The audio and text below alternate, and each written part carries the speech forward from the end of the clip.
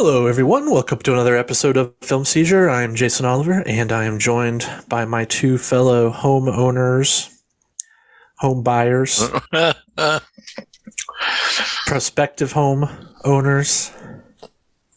Never. Renters. Never. Yes. Mortgage and renters. People who have shit that goes wrong in the place that they live. Chuck Moore, how are you? I'm good. How are you? Pretty good. Good. I guess that other guy, what's his name? Jeff? How are you? Yeah, that's me. Yeah? Hi. You have shit that goes wrong in your... Well, I do, but I have somebody who will fix it like within a day. You know, it's not 2 weeks turns into 4 months. 2 weeks. 2 weeks. Good job. It's 2 weeks. Yeah. We're going to talk today about 1986's sort of kind of underappreciated, but maybe overappreciated in some ways, The Money Pit. Or as I like to call it, Tom Hanks the movie. Yes. Because this is you take Tom Hanks out of this movie and it probably doesn't work. Tom Hanks builds his dream house.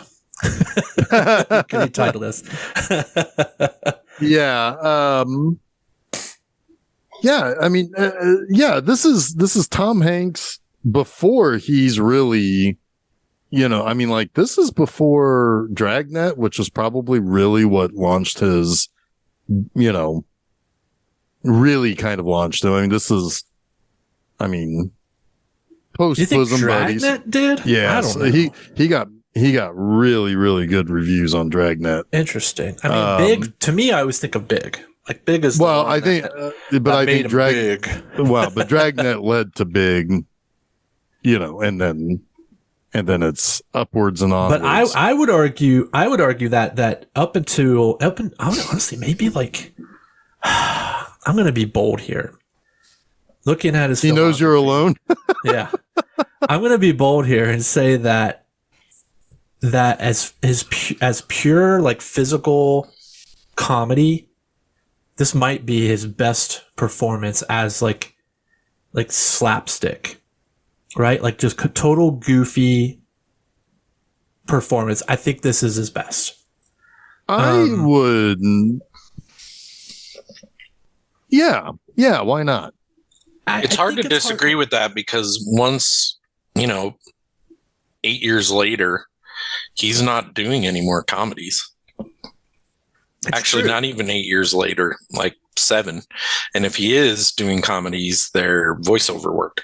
Like the only one I would probably put up against it is The Burbs. Yeah, I mean, The Big, he does some good physical comedy as an adult in a young man in an adult's body kind of way.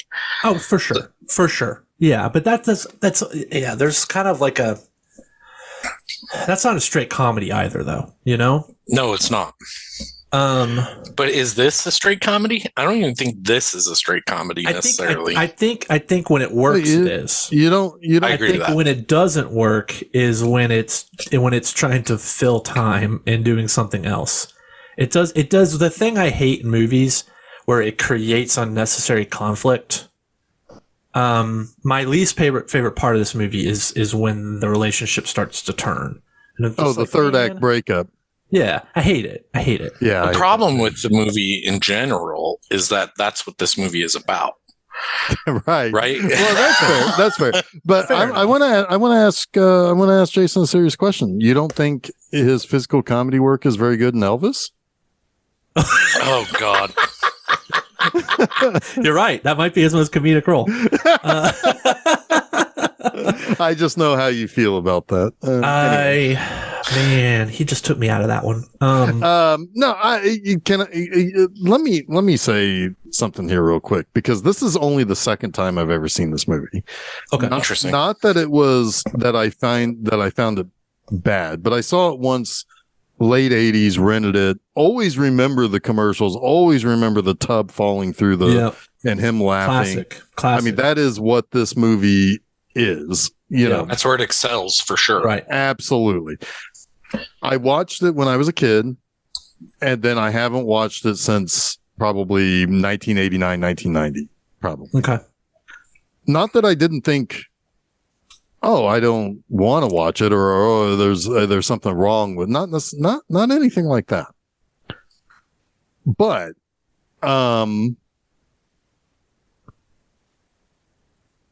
I always thought that the movie start to finish was what really is just the second act of the movie.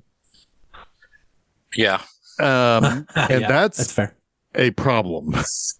It is.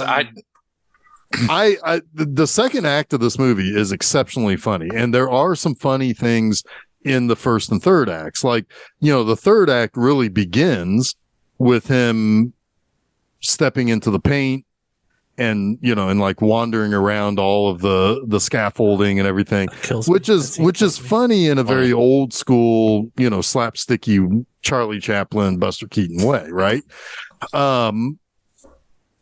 But I was shocked at how much, knowing what I remember how this movie was marketed and how little that actually is in the movie. It's just that It's just that middle section of the movie. The first 20 minutes of this movie are bad. I still don't think I understand the first 20 minutes of this movie. I remember as a kid, I watched this movie a lot. I know you like this movie a whole lot, and I do think it's a very funny movie. The things about the first 20 minutes, I never understood it. I still don't think I do. I always remembered the little kid. I think this might be the first weird, time, man. That is a weird thing. I think this might be the first time I've watched this movie where I realized that his dad was like an agent for rock bands, for musical acts, right? That was like taking advantage of him. Yeah, and he left his kid in the lurch. And yeah, and Tom Hanks' kid worked for him at the same, agency and left him to clean up the mess. Yeah, I think this might be the first time I kind of connected any of those dots. Woo. because it's so like just slapdash. It's slapdash in a way that it becomes convoluted. Yeah, absolutely. It's not glossed over. Like you would think typically slapdash means totally glossed over, but it's so convoluted. It's like I was telling you guys before. It was like how can be a very simple story of a young couple starting their life with their first home and everything goes wrong in their house, and yet they take the most backward way, most convoluted way to get there in the first 20 minutes. So here's why. Okay, because I have a theory too. Go ahead. Here's why. This movie is about relationships, crumbling relationships, deteriorating relationships, but it's put into a house and it's written by the kid from Big, right? Who doesn't understand relationships. So all of that stuff in the first 20 minutes is showing various stages of relationships, at least in my opinion. It is convoluted. You're not letting me finish, Jeffrey. No, go ahead. Sorry, I thought you were finished. Go ahead.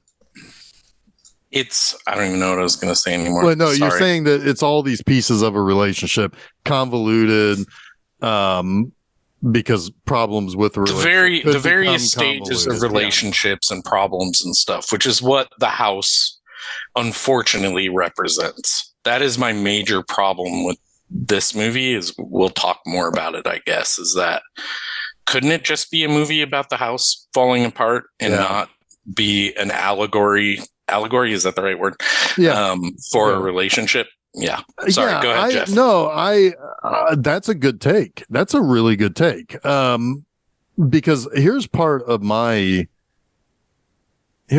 problem with it. Because when I reflected on it, like when it's happening, I'm like, what the hell is going on? When are we going to get to Tom Hanks laughing at the tub falling through the floor? I felt like a kid again. I was like, when are we getting to that part? Because that's the part I remember from the commercials. But like when I look back on it, I was like, oh my God, these are two of possibly the worst human beings on the planet, because Shelley Long is living in her ex-boyfriend's house where Tom Hanks is also shacking up with her there. They've been there for a year because she had 1 year to get out, and they didn't. And they wake up one morning, and Yakov Smirnoff literally is trying to take their house, or trying to kick them out of the house because the maestro is returning. And I'm sitting there thinking, when I thought back, it's like, oh my God, that's a massive red flag for Shelley Long. You think that she's the more even keeled one, right? Right. She's playing Diane Chambers, except for if Diane Chambers was actually one of the bimbos that Sam Malone really likes. It's like she didn't think once to try to find a new place to live. Well, like that's bad. That's honestly, a red flag. He comes back early, in fairness to her. It hasn't been quite a year yet. But it's been a while, though. Still, like, it hasn't been that. It's been almost a year. Like, sure. He comes back. It's like, it should be, my be problem 1 month later. My problem here is pick a movie. Yes, right? Because there's 3 movies. Because there's 3 movies here, right? Like, pick a movie. I would watch the movie about Tom Hanks and his dad, like, dicking him over and him having to recreate all these relationships with these musical acts, because quite frankly, there's some really funny stuff going on there. Oh, that musical band, that band is hilarious. The Harvey Firestein band? Is that Harvey Firestein? No, I don't think it is, but it sounds like Harvey Firestein. It is obviously meant to be Harvey Firestein. They're the Cheap Girls. Yeah, the Cheap Girls. That's the all drag. They wanted to change their name to Meryl Streep. Which is hilarious. And then when he doesn't like that, does he say Deborah Winger? Is that what he says? No, he says Debbie Reynolds. Debbie Reynolds, yes. Deborah Winger would be even more. Oh my God, that'd be hilarious. And then you've got real life glam metal band, the White Lion. Like, that's a real band. Yeah. They got them, and then you've got the weird, like, I don't know what the fuck. Like it's almost like the 1980s Justin Bieber, but he kind of looks like Chachi, and who's, the teen heartthrob who has more money than he knows what to do with, right? Like that is a funny movie idea, right? Right. And what's funny is that maybe. What's funny is that that's a red herring. that Tom Hanks is actually really good at his job. Yes. Everything else, he sucks. He's trying to pick up the pieces, right? Right, and yes, exactly. He's very good at his job. And actually, like White Lion, he's trying to pay them back. Yeah. He's like, here's, I sold off all the assets. God, that I'm trying to pay them back. Cracks me up. And their manager is like, what are you doing? They're not going to be used. They're going to be confused. Them. They're used to people ripping them off. That was amazing. Yeah, that was great. But yeah, I mean, like, yeah, it's so convoluted because it's like you start the movie with Tom Hanks' dad getting married to the princess from Gymkhana. Yeah, that's super confusing too. When I realized that she was the princess from Gymkhana, I'm like, well, I should love everything happening here, because I wonder if he had to do Gymkhana to win her. That would be amazing. I have an aside here. Yeah. In a way, it's an aside, but it kind of adds to the conversation. So I watched this with my kids. Kid 2, Brinley, was like, why do they do this stuff at the beginning of the movies that doesn't matter? I'm like, what? She's like, well, that opening with the dad, and then the 4 minutes of just showing buildings. Like, movies don't do that anymore. I'm like, that's true. I don't know. Yeah, I don't know either. And certainly, I certainly have no idea why they did it for this movie. Well, right. And she had a very good point. Like, it was very astute in this particular film. She might have a future in being a movie critic. I mean, she's noticed some things in movies I don't even notice, like in Blood Simple, the number of bullets, and in The Prestige, like other things. I'm like, damn, kid.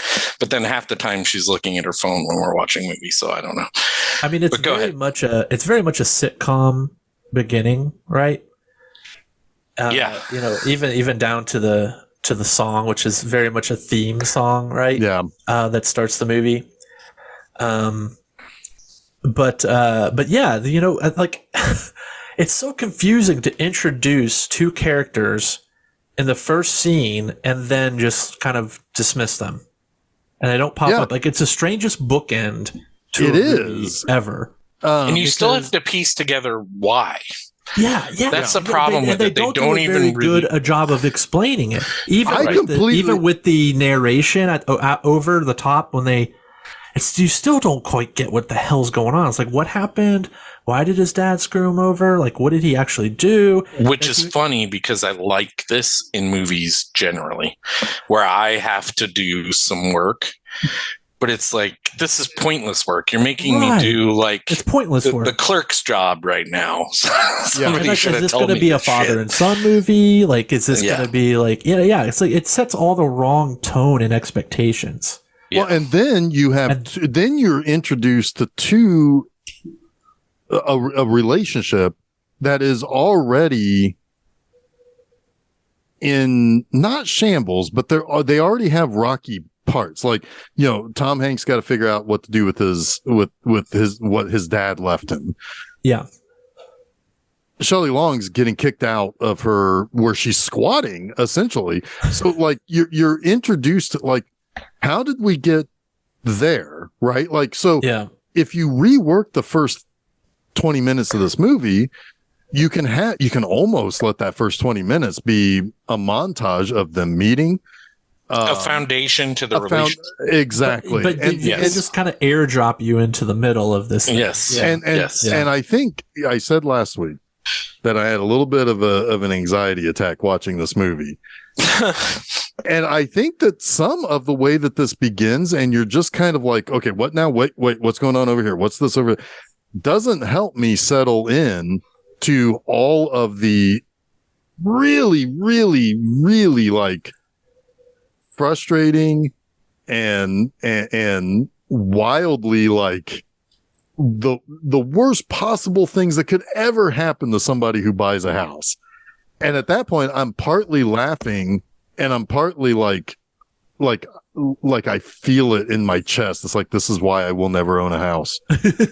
Well, what's funny about I can't do this, It is the opening 20 minutes, as I said earlier, feels to me like stages of relationship, but it's also chaos by design, right? It's chaos by design. It's made, well, I hope, made to feel you off kilter, right? Like going in. I don't know, maybe. I think it should be made to make you feel off kilter and feel the foundational. Well, if that's what it's trying to do, it does a damn good job of it. Right, but I was so off kilter, I was on the ground. It does show you like a lack of stability and foundation, right? But there's really, but it doesn't. It's yes. Oh, man, you're really giving this some subtext, aren't you? Sorry, I mean. You got it. You got it, Ebert. You're doing it. You're turning this into an A paper, Chuck. Well, I mean, this is how I watch movies.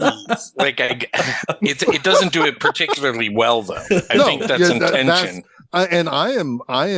You're selling me on exactly what it's trying to do, and you just hit exactly what went through my head as you're selling me on this. Is but they're not doing it well. Yeah, absolutely. Yeah, it's poorly done because individual scenes are funny. Absolutely, yes. I kind of still love this movie. That's the crazy part. Yeah. Even like the real estate agent like talking about how much weight he's lost and having a heart attack. Yes, it's like these are funny scenes. Right. And his wife thought he was in jail, but no, he got out on a technical. Like, there's a lot of little fucking wild things just dropped in this first 20 minutes. Well, and what's crazy is that it's like shorts, right? Like it's like a series of shorts that have been edited into a movie where short A is, they're getting kicked out of the mansion, and so they got to go find a house. Sure, but like really, really short, condensed episodes. Yeah. Every scene feels like it is written individually. Like very rarely are things bridged together, right? Like they're just like, we got to write a scene for them getting kicked out. Okay, next guy, write a scene about trying to talk to trying to pay back a band. So it's a game of telephone, the movie script. Kind of, yeah. But yet each individual scene that happens is funny. It's Next month I'm gonna do a 1K. But yeah, it's weird because like, and the thing is that, like I said, you know, there are red flags with these characters, right? Like Tom Hanks is really only good at his job. Everything else he rushes to, or he doesn't have the temperament for, or whatever. Ugh. That screams kind of to our life in general now, like work-life balance and having to focus 8 hours a day and be really good at this thing that makes you money, and then have 16 hours a day where you suck at everything else. And you're Right. constantly questioning your decisions and your choices and how you handle your children, what you did with your whatever. That kind of hits home with me a little all bit. of a sudden there's a raccoon in your dumb. Yes, exactly. Oh my God. Exactly. That fucking raccoon kills me. Yeah. But like, Thank you for bringing levity to my misery. Yeah. Yeah. But then the other thing is, though, it's like, yeah, talking about Shelley Long, she's seemingly a good girlfriend. She's seemingly a smart person. She's seemingly cute and fun and all of that. Yet she didn't think once that she needs to go find a new place to live. She doesn't like, how long? Well, I mean, on to the really, really important information that the maestro dumps on her at the end. How long does she hold on to that? I mean, You could have solved the big problem at the end of the movie before you had to solve it. Anyway, they don't make good decisions, though. No, I mean, they don't. bought this house. Like, Right. I mean, that's as good an indication of any as they don't know Right. what And the I hell guess they're doing. I guess the thing that I'm trying to say is 1,000 and, you know, Build a house. buy a little apartment, you know, anybody else somewhere on the laugh? train line, you know. Yeah. Anybody else laugh at the idea that an apartment in Soho was $350 a month? Yes. That line was, $350 a month. Yeah, I mean, yeah, that's what they should have done. yeah, but no, I mean the simple It would fact have that been there's an 1,000, apartment. Yeah, I mean it would be like a $3,500 apartment. Yeah, but anyway, Sure, so but no, it's like, but yeah, I mean like it's individually they are fine people, but yes, together they suck. You know, they feed all the wrong things with each other is what it kind of comes off as, right? Like, you know, I don't know. There are moments where they're frustrated, not with each other, but with life. And they go Sure. out of their way, to like check themselves. And say, you know what, you're right. I'm taking this out on you. Like there are moments like that ring really true sure, in most relationships. sure. So I don't know. I kind of give their relationship a pass. Shelley Long is, I mean, she's a little flighty, but you can tell she loves him. Oh yeah, Right? I mean, yeah, So I'm cool with it. I'm fine with it because ultimately she does love him. She doesn't want to make the mistake that she thinks she makes. Right? but she holds on to the truth for a long time. That house gets fucking finished. You should go immediately downstairs and say, "Hey, guess what? I just found out. Well, I'm an idiot that I didn't." Her whole point, though, is that she wanted him to be able to forgive her. Yeah, right? I guess Because but she apologized and he couldn't forgive her. Right. Like, The truth didn't matter. Yeah. The way that he was the reacted point. was And the he point. ultimately did. That was the whole thing. Like he was like, I don't care. And then she told him, right? That's fair. Yeah, I mean, but still, I mean, obviously, I think it's movie contrivance. It is the contrivance, and it is something where, the movie warns you. The movie warns you about this, though. Everything that should take 2 weeks takes 8 months. Right. Yeah. Right. Like they're on that timeline. This entire movie where the relationship is on the timeline of the house. Yeah. It really is the whole time. But yeah. The other thing that I guess, the other thing that Chuck's going to write a 300-page treatise on the subtext of Money Pit, and I'm fucking here for it. I read the shit out of it. I thought about this real hard for the 5 minutes before we did this episode. Sorry. Hey man, you thought about it more than I did because I've seen this movie 30 times. I've never really thought about it like well, that. that's the thing. I just want to see the bathtub fall through the. I do too. That's the thing about this movie. I want the stairs to collapse. Yes. I agree with both of you. 1,000%. This should just be a slapstick fucking comedy where Tom Hanks rules the roost for an hour and a half. But when things don't make sense is when I start to question them. Well, you have to start trying to piece it together, and the empirical data we're given isn't good enough. So no, it's not. So you have to start kind of like you are. You are piecing it together based on what you are given, and the only reason I'm doing that, again, I mentioned this earlier, is my major problem with this movie is that it told me to. Right. We'll get to it later, I guess, but the line that puts them back together is a line about the house. Yeah. Right? Like, as long as the foundation is good, like the right. It's like, okay, is that what I'm supposed to be looking at this whole time? I'll build the story that way. I know it's grony. Now you're working backwards on faulty, on a bad foundation. On a bad foundation. Yeah. But yeah, they're making metaphors. They're sure. I mean, it's there. I think a lot more of it's accidental than you're making it out to be. Maybe. But even if it is intentional, it's still kind of bad. It is bad. I agree with you. Intention is like the enemy of explaining what you're doing, right? Like, I don't know. Right. I don't know if that makes sense. Leave that out of the treatise, but maybe run that one through another rewrite. You know what I'm saying, though. Through ChatGPT, have it clean it up a little bit. Their good intentions are very flawed here. Yeah. Okay. So we've established that the story is convoluted. Yes. Let's talk about the funny stuff. Yes. Because there is some really funny stuff in this movie.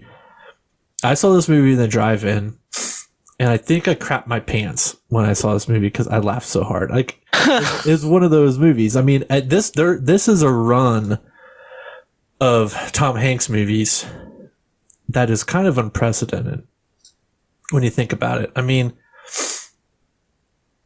so, he made Splash. I didn't see Splash and Bachelor Party. I didn't see as a kid. I saw those later.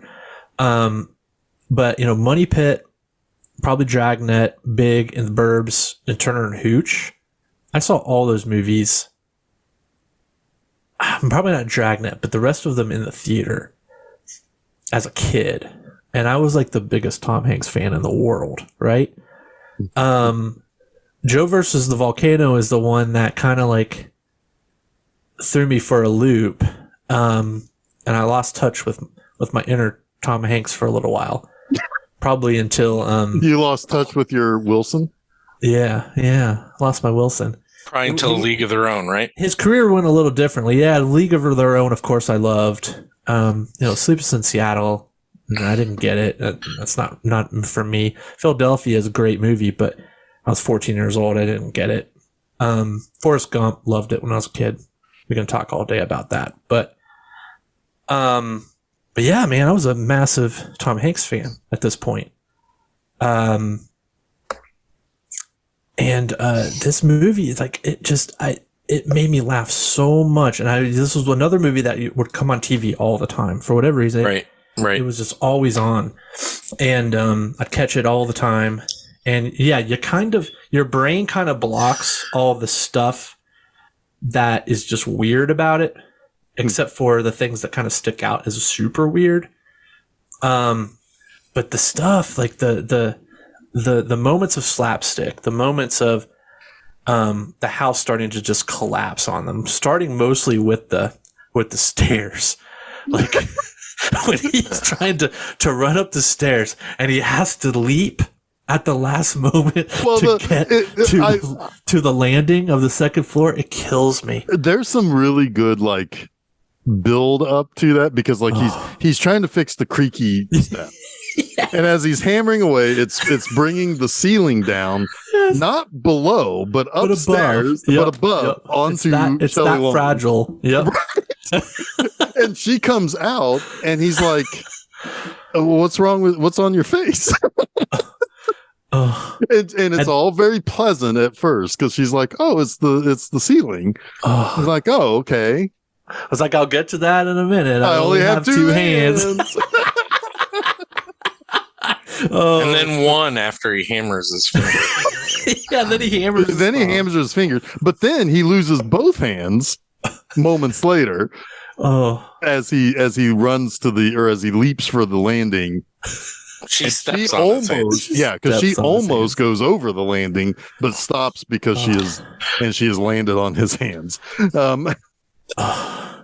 God, it's. And that's kind of where it starts, because then the whole door frame falls off. The water turns to sludge.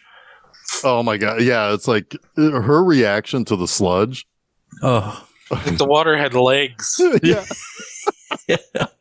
I like it when she lights the oven, and he's like, "Wait a minute, we could have been killed." And then he's amazed that it works. He's like, "Wait a minute, we've got electricity and gas. We got 2 out of 3. That's 2 out of 3. We're doing great." Well, then later the turkey gets launched. Oh man, I mean that is one of the greatest comedy sequences of all time, in my opinion. The other thing is, I do like that they make the worst mistake whenever making a major purchase. They fall in love with something before they know anything about it. When they go over to the house and the old lady, my Carlos was Hitler's pool man or something, whatever the story is, the reason why he got arrested. That's right. And the Israeli secret intelligence showed up at their door. Yes. Took him away. Right. And so, but she will not turn on lights because the lawyers cost too much. So she's got to save every penny she can. But you can't turn on the lights. Yeah. She does tell them about the stairs, but that's, just that one step. That was it. Yep. And like he loves the price because he can get that price. That's something they can afford up front and just buy it outright. She falls in love with kind of the romance of the old lady and Carlos. And so they buy the house essentially sight unseen, even though they were inside it. Mm-hmm. They don't know anything else. So like, that's the worst no inspection, no nothing. Right. It's the worst possible thing you can do is to fall in love with whatever it is. The thing that all the surface stuff, right? Like you never tell the real estate agent or the maybe not even so much the real estate agent, but you would never tell the car dealer that you love the car. Because at that point, they know that if you love it that much, they're not going to have to cut the price down too much on you. Right. And, and so it's kind of the same thing with the house. You fall in love with what the house is, not with what's really going on with the house. So it's almost like they're talking about relationships again. Yeah, I guess so. Wow, you're really stuck on this. You got something to work out there, Chuck? No, actually. Thankfully. Okay. Thankfully, that's one of the solid foundations of my life. Continue. I just had to interject. That was all I had on that. So yeah, so it's like, it should be no surprise, but like it's so funny how like fucking instantly this whole place falls apart. Oh man, it does. It really does. And add to it, it's so out of the way that they can't get contractors to come out there or commit to the work because it's so inconveniently located. Yeah. That they're just basically begging people that are willing to do the work. They don't even care. Like the one guy is a Joe Montana. He's essentially like hitting on his wife, and they're about to kick him out and call the police, and they realize that he's a carpenter. And they're like, and Tom Hanks is like, whoa, please stay. Right. It's like, well, the good news is you don't have to sleep with them. Another kind of dancing. It's all little dancing. Yeah. It is an 80s like joke again here, like almost like Clue from last week, where he does ask her to sleep with him basically as a joke. And it's not offensive. Right. Yeah. Right? It's not like Indecent Proposal or anything. It's just like, oh, that's kind of funny. Sleep with him. He'll put our stairs back up for us. He says to him, I didn't know it was you. And then she says to him, it's like, I don't know who you are. The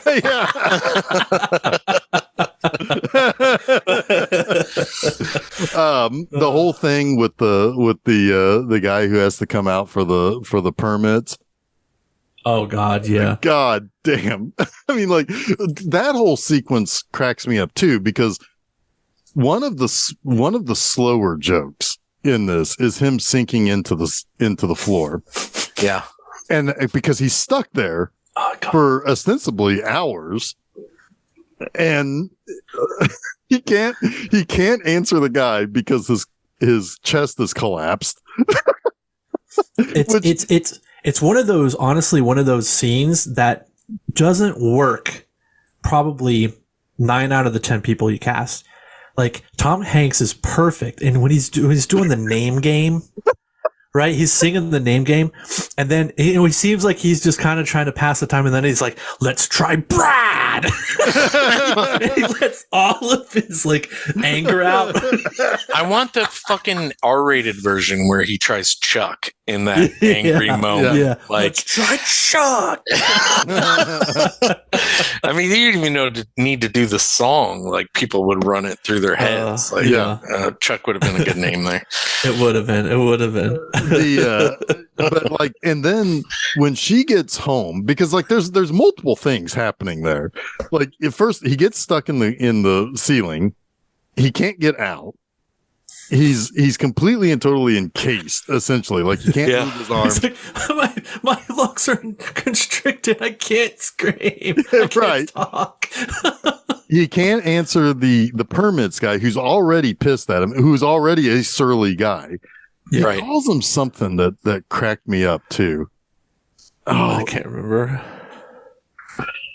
I didn't write it down in my 3 notes. But the guy storms off. He called, and so then he's kind of stuck there. Shelley Long has to be picked up at the train station. Yeah. Which, by the way, that was the thing. It's like the first sign that everything was going to go wrong was that the train passed them by because so few people wait at that stop. Right. So, like, that's how far out of the way they are. You got to take a train. Yeah, and Hanks is like, it's an omen. The train is coming. And as then soon as we decide to buy the house, and it goes right past them. Yeah. And so then even before he's stuck, their house has just been ripped apart by the cast of the Road Warrior. and they won't continue to do any work unless they get the permits. Which is funny, which is, I'm sure that's something. Yeah, I'm sure there's a lot of other like jabs at like, like permits and like jabs at like contractors and stuff that, it's like obviously the whole 2 weeks is It's it is. Yeah, definitely. I like that is such a surreal scene too. When they all come like on their motorcycles and everything, and you've got little people driving go-karts like coming in there. It's like, what in the hell? It's so bizarre. Yeah. It's like Jim Rose. Jim Rose. You did a drawing this morning and your house came up. Yeah. We work today. Well, and then you've got and then he's like, yeah, you shouldn't be here. Go ahead and leave. And like the permit guy was supposed to be there, but he told him to leave. Like the guys who are doing the work fucked them over. Basically. Yeah, well, I think it was explained sort of kind of that Shelley Long was supposed to be there to meet the permit guy. because he was surprised that she wasn't home yet. Oh, that's right. She had to work late. Yeah, she got stuck like rehearsing. Yeah, no, she got stuck. Everything started later because she was haggling with the maestro over the painting. Yeah, which is kind of like, again, plot contrivance. It's contrivance. Yeah. So anyway, when she finally gets home and she's trying to find him and he's stuck in the ground, that whole thing is hilarious. And her whole reaction to him being stuck in the floor is hilarious. Like, all of that. I got kind of annoyed here because he yells to her and he couldn't yell to the damn. He yelled way louder to her than he did to the permit guy, but it's comedy, so whatever. Yeah, I mean, I guess that's kind of fair. I mean, but I mean, it's like, I thought you couldn't use your lungs, brother. Yeah. Come on. Well, which is funny because you can hear him outside when. Right, and the guy's like, "You're laughing at me. I'm leaving." Right. Yeah. But it is funny, like she starts to lift the carpet like she's going to pull it, but what she does is give it the avenue it needs to fall through the floor. Yeah. And he's like, good news is we're the same height now. Like, that is I don't know if that's exactly what he says, but that's the message, and it's really, that's the tone that I wish for this movie through and through. Right. Like, I fell down, now we're the same height. This is perfect. Is the funny tone I want this movie to have. Right. Yeah. But so it's like it's so weird to me that it's like, because it's like after the stair falls, Shelley Long wants to take a bath, and this is when you get this. Like, this is all on the first day that all this happens to them. Yeah. And like, so then they one of the best scenes ever. Oh yeah. I mean, like, so the stairs fall. Yes. He's crushed his hands, but she wants to take a bath and they can get to the second floor by way of ladder. So they go out, and at one point he's gone outside to pee. and he notices the little cherub peeing statue. Prostate issue. Yeah, because it's not a constant stream. Yeah. But they end up getting water from that statue. I like the weak trees too. He tries to carve he sees the oh two my names God. carved in the tree, and he tries We have weak trees. We have weak trees. So then they pull. So they're like bringing the water up, and also meanwhile, the turkey is still in the oven.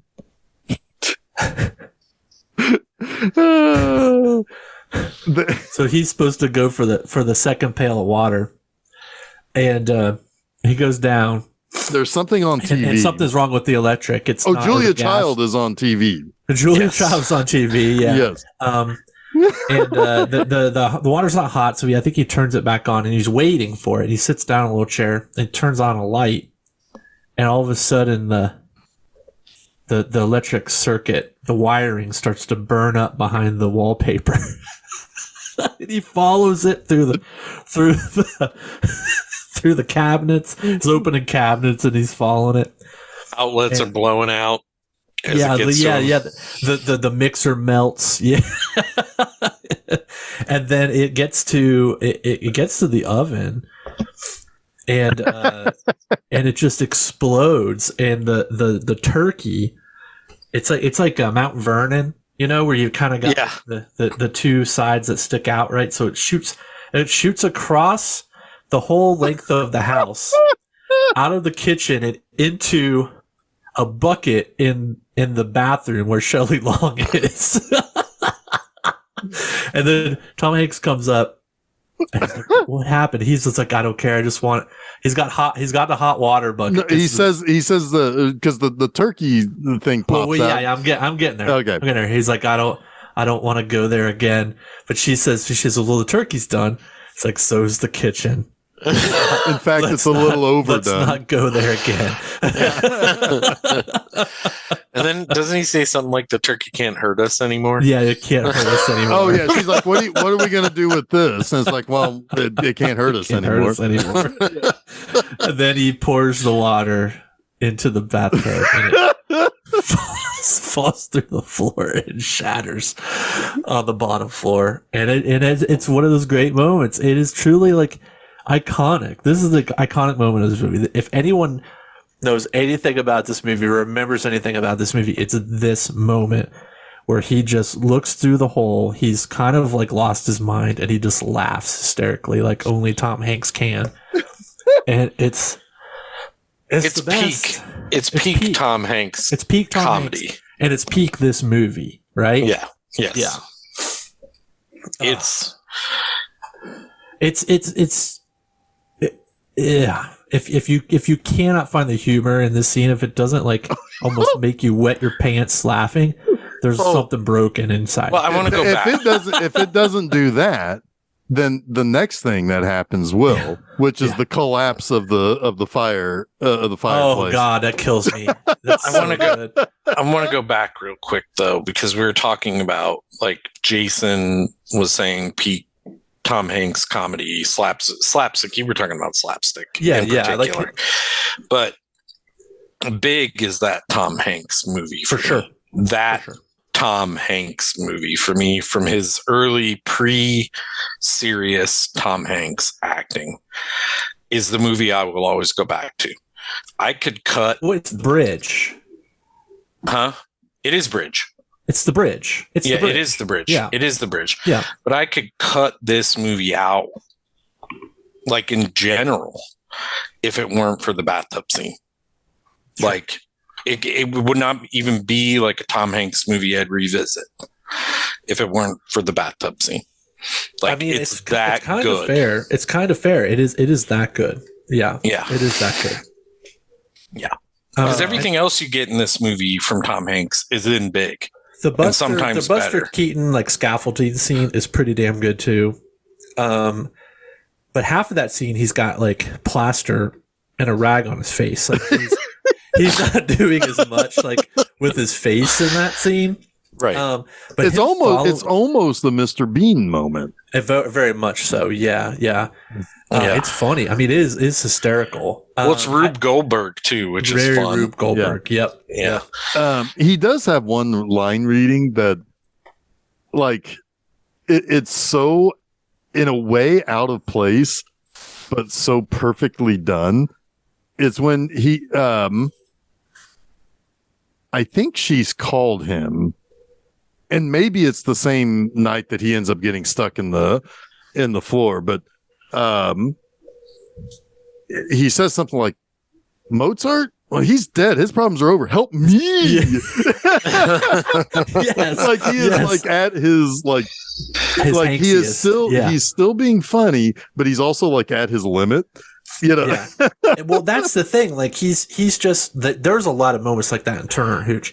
Like Turner and Hooch is kind of like it's a cop dog movie, right? It's sort of just like the lowest common denominator, but he is so good in that movie in moments like that, right? Where he is just like exasperated, right? Yeah. And he's and nothing, there's few things funnier than Tom Hanks when he's like had at its limit, right? That's kind of that run too, right? The Burbs, Turner and Hooch, Joe versus the Volcano are all the movies where people who wanted him in their movies didn't know well, the Burbs gets it right, but they don't know exactly how to use Tom Hanks in that burgeoning growth. Like, but he's so good that he makes your dumb movie better. Yes, right? Exactly. Yeah. But they don't put him in. The Burbs is an exception, but I also think it is way lucky that Tom Hanks is in it.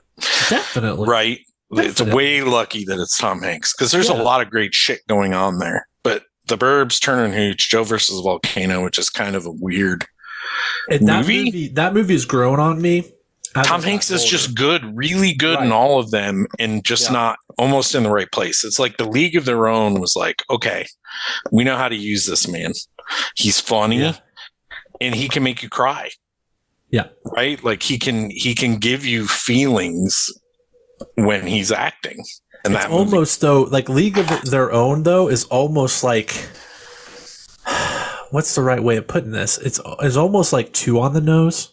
It is a bit on the nose. He's almost at that point explaining to you what you should be playing himself. Yeah, yes. yeah. Like, you know what I mean? Yeah, yeah.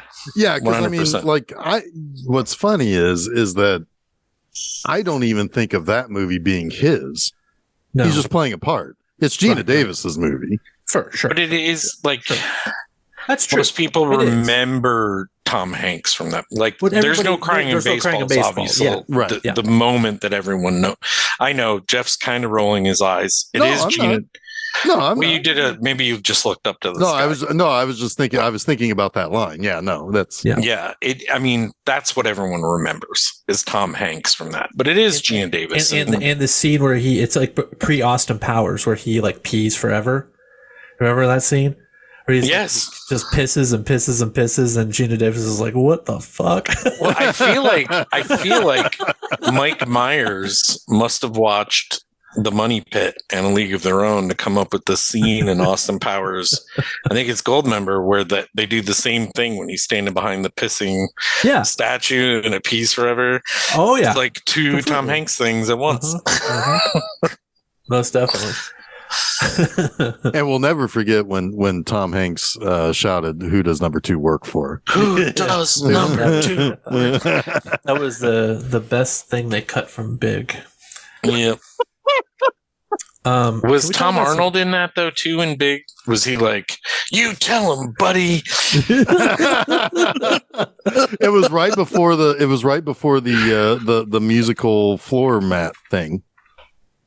I got to tell you, I know we're talking about The Money Pit, but the Robert Loggia, Tom Hanks floor mat piano thing is one of my favorite things ever. It's sweet. It's sweet. It's so whimsical, and it's you know, it's gonna. Oh God, I'm gonna say it. Jeff's doing something. Oh God. It's why you make movies. Oh God. Oh no. Why did I say it? I'm one of those people.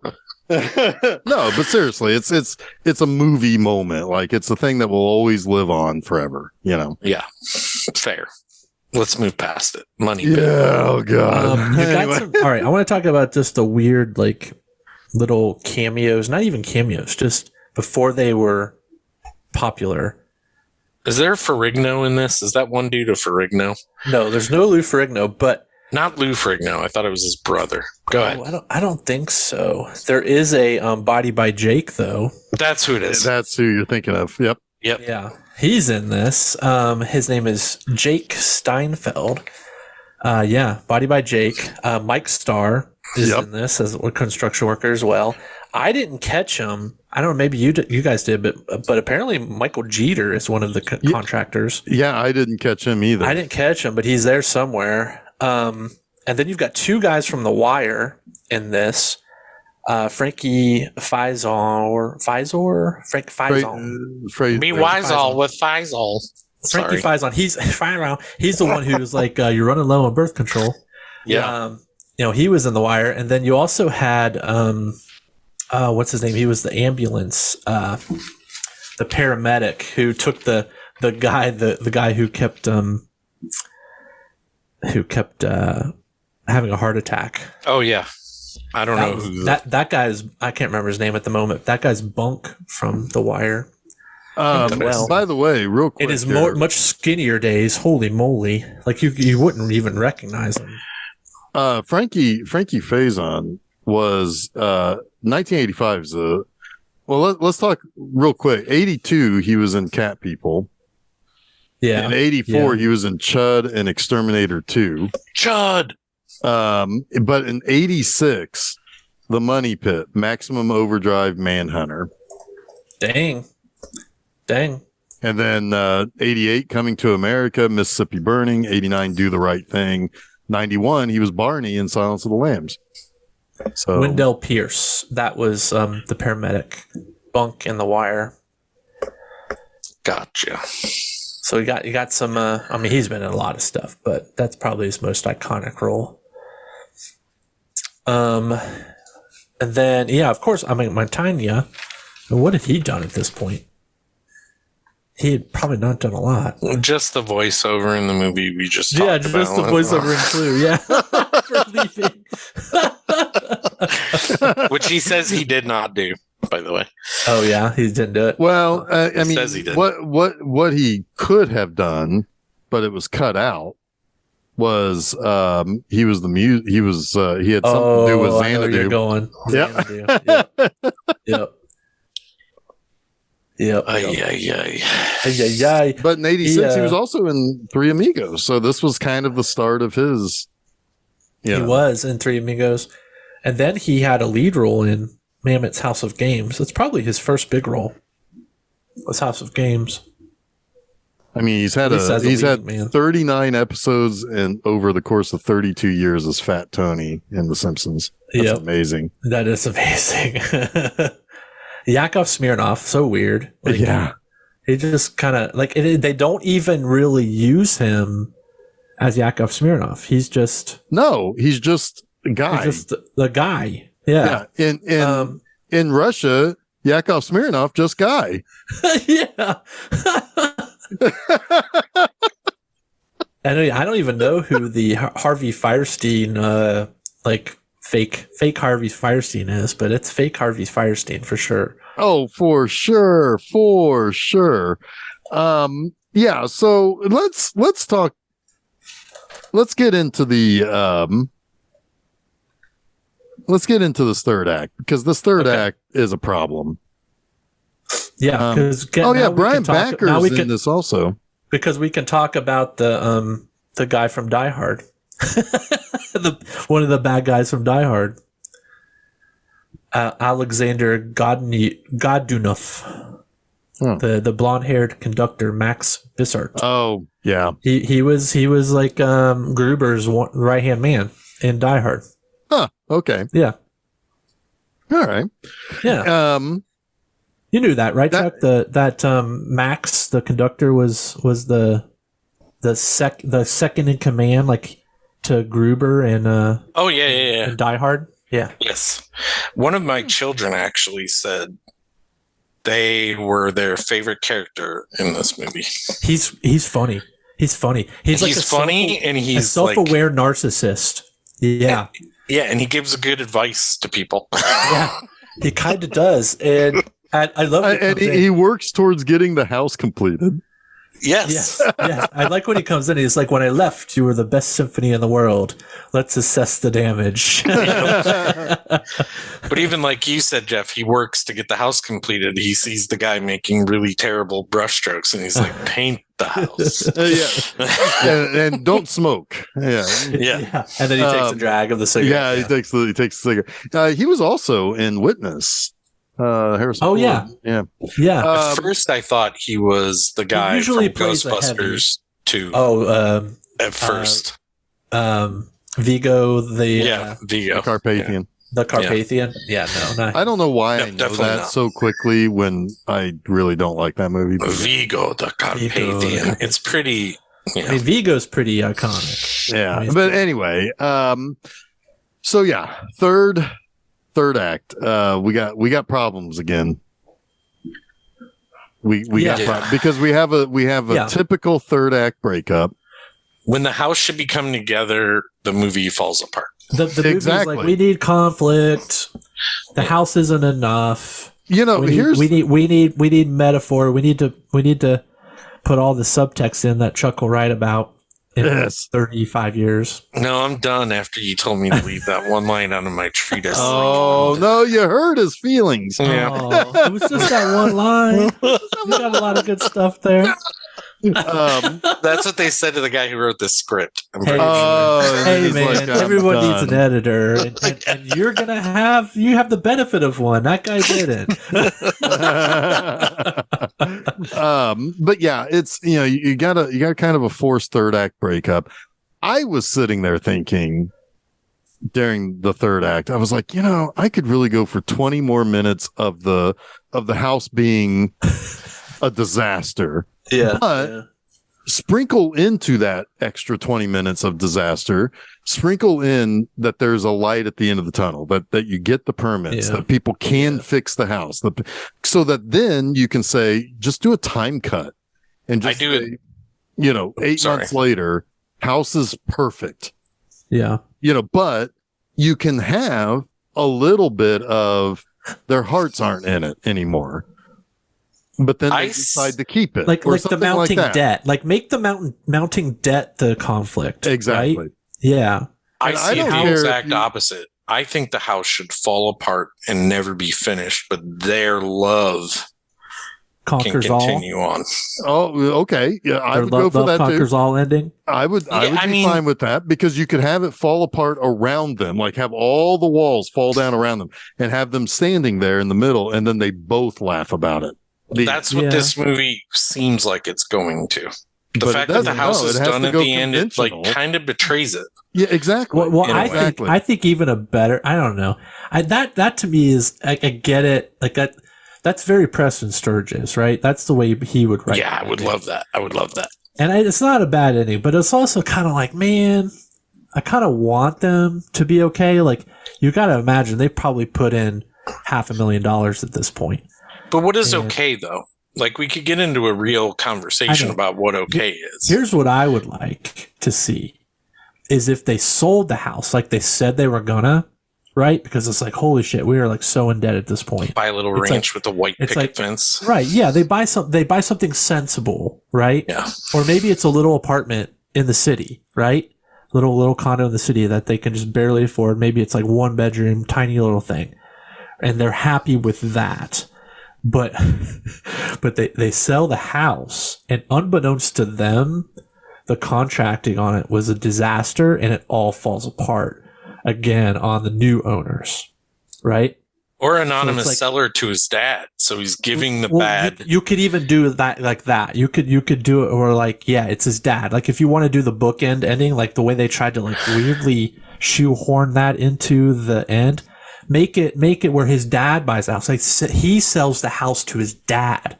His dad's looking for a house. He's like, yeah, Dad, I got a perfect place for you. And he benevolently sells it. He's like, yeah, this is perfect. You buy this house from me, you're going to be helping me out. The $2.9 million that his dad stole. Yeah, you're going to be helping me out because I'm so in debt on this house, and we're going to make good. Our relationship's going to make good, and then the whole house like goes to hell on his dad. That is a fucking better movie. It is a better movie. You know what else is better with the ending that we got? Is if we didn't see what's her name again at the end, and it was just Carlos selling the house to his dad. Yeah. Like that hammering home, like, this is who these people are. Like, come on, I knew it was Carlos right away. Why are you doing this to me? But I like that better. I think that's better because it gives him like a little. They have the same happiness. They have the same level of, hey, we don't need this big house in the country. We have each other. We can live in the city in this tiny little apartment with no frills, right? And our love will conquer all. But yet he also gets to stick it to his dad, but not in a menacing way. Because he didn't do it on purpose. Because he's ignorant of it. Yes. Yeah. Yes. And that I think is delicious. I agree. So, well, and you could even do this. You could even have like a little punctuation, like, like how they would sometimes do this, like during credits, like credits start rolling, and then you have Tom Hanks and Shelley Long. He's like, yeah, it's like, you're gonna love my dad. We're gonna have this dinner. Everything's gonna be great. And then they, like they're being driven out like in a limo or something. So they're not really paying attention. Where they get out, they see the house. They don't even know who buys it. Yeah. Right. Yeah. Yeah. And then they see it like, oh, that's it. Because they get out there and it's already started to fall apart. Right. And they're like, somebody must be testing missiles here. And then they just laugh and freeze frame, cut the credits. Yeah. I mean, it's such an unfortunate thing because like, this is like especially that middle 40 minutes or so is so watchable and so funny. It really does gloss over the problems I have. I mean, it's a book ending issue, right? Like it starts rough, and because it decides to go for convention over, something a little bit more interesting, the ending lacks. Although, really the first part was the hardest part for me. Because those first 20 minutes is insane. Wild. It's wild. But it's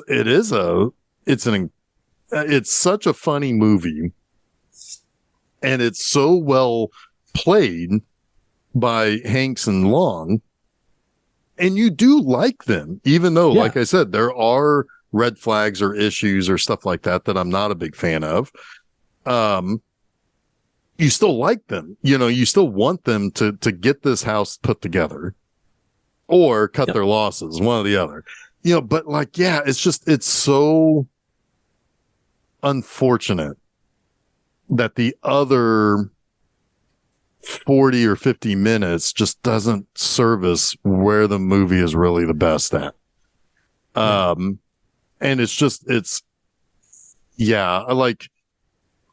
this movie was a hit. And it probably is. It did pretty well. I mean, it cost 18 million or so, made about 55 million. So it made it made back all of its money. Absolutely. But but what's funny is that, I mean, and again, here we are, mid 80s, a transitionary period, didn't get specifically great reviews. But cinema score was even not that great. The audience didn't even think it was that great. So whoever was giving it the higher grades kept going back, presumably for that middle 40 minutes. Yep. And the people who kind of agreed with the critics were the ones who gave so you ended up with the C+ cinema score, which seems insane to me that this would, considering that it does have an appreciation with a lot of people our age, and it was a hit. It is surprising that the cinema score is only a C+. Normally common denominator type stuff like physical comedy gets a much higher cinema score. This is the first time I've ever heard you bring up cinema score on an episode. So cinema score is a survey that's given to audiences. Yeah. So Rotten Tomatoes surveys the critics. Cinema score surveys the audience. Okay. And it usually is a pretty good indicator. Not always an indicator of how a movie will perform box office, but it's a pretty good indicator, I would think, if a movie has got life to it beyond the theater. Sure.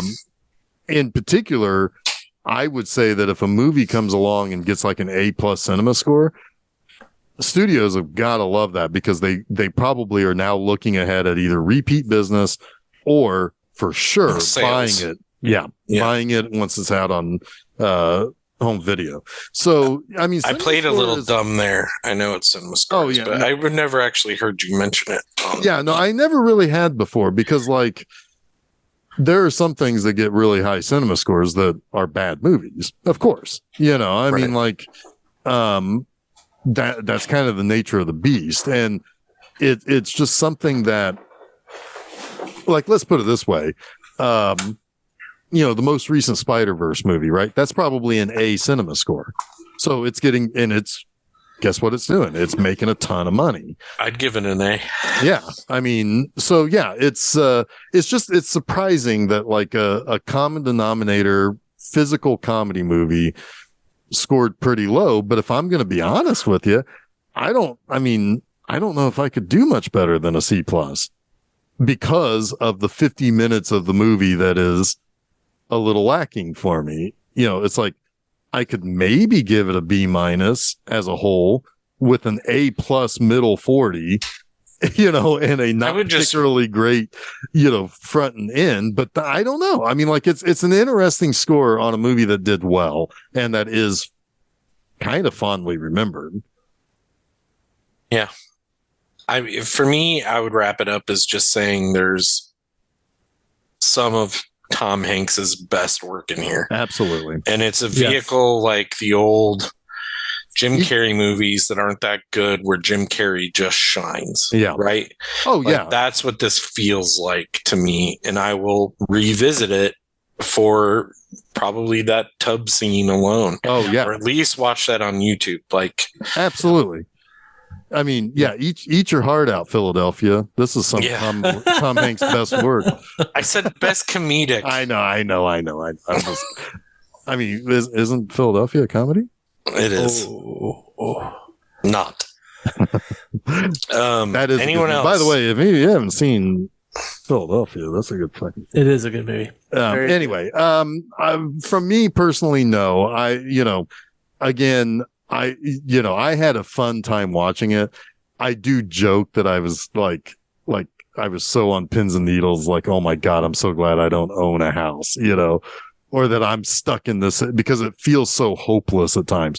But some of the best comedy comes from that hopelessness. Oh, yeah. Like he comes home and he's like, home crap home. It's like, that's just funny. It's like him recognizing that they're fucked is great. Yeah, I feel like the anxiety you felt in this movie is the anxiety I felt when I watched Meet the Parents for the first time. Oh, yeah. Which is probably my hardest comedy watch in the universe. Yeah, Susan didn't watch this with me, but she kind of feels the same way about this. It's like too much anxiety, but it's so slapstick, right? Like, right. I don't think that she really, she probably thinks it's funnier. She would think it's funnier than she thinks she would think it's funny. Right. If that makes any sense. I agree. Yeah. Because Meet the Parents is a whole nother level of just anxiety inducing, right? Right.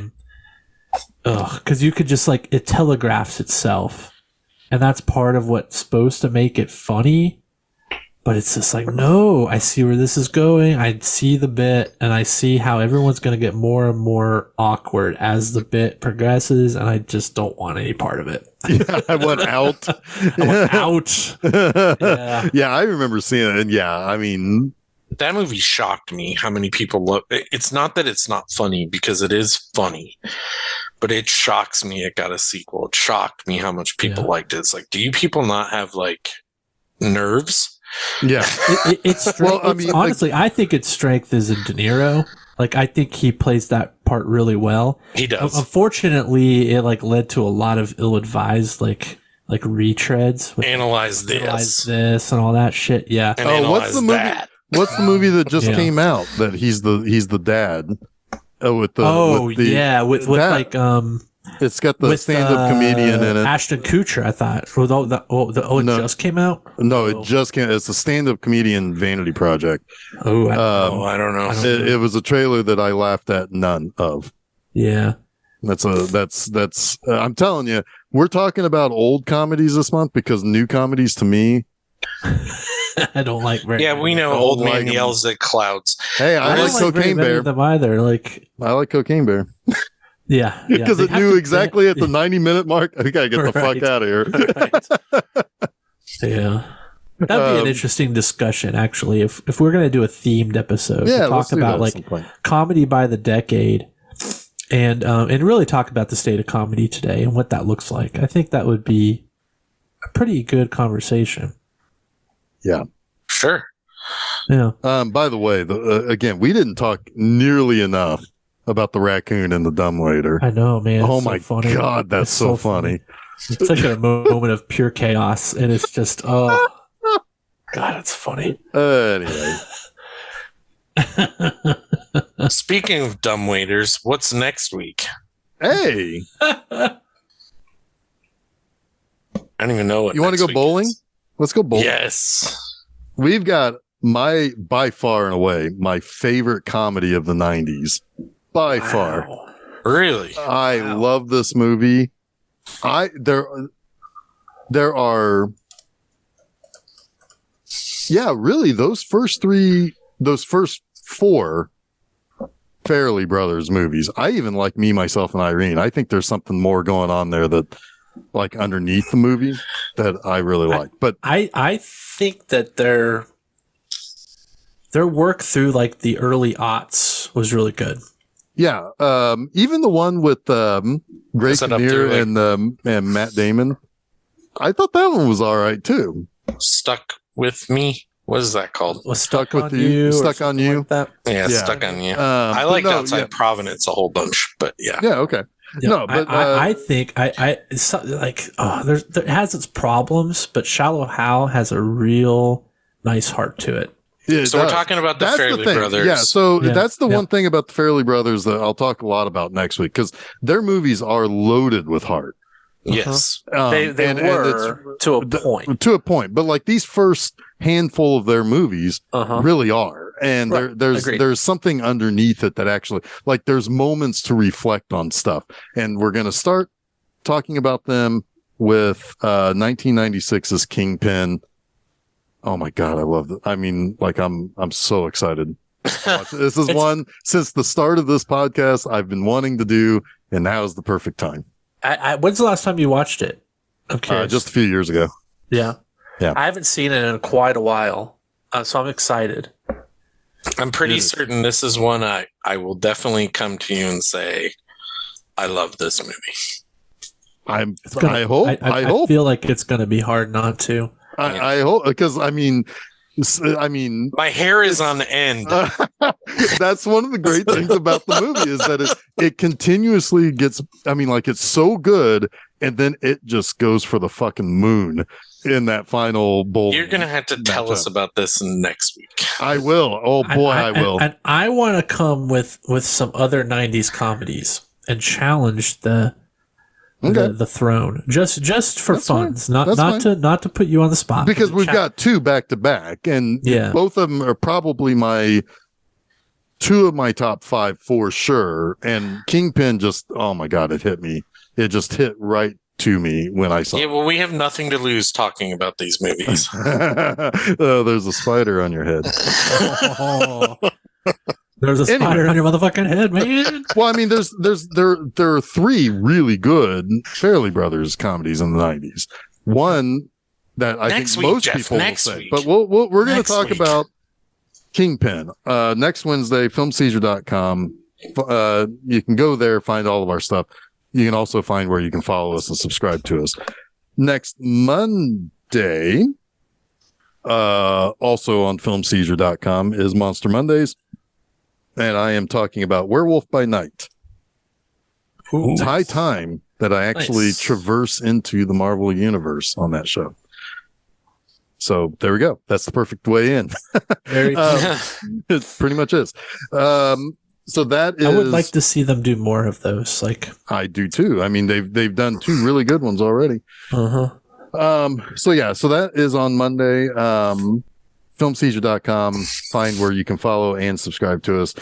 This upcoming Friday at my website, bmovieanima.com, I have a review of Flesh Gordon. That's one that's the title precedes it. It's one I've long wanted to do for the blog. Finally ticking that box. So you're ticking all sorts of boxes lately, buddy. Absolutely. Anyway, until next week, get your bowling shoes. I'm Jeff Arbuckle. I'm Testing Missiles. I'm Jason Oliver, and you have been listening to Film Seizure.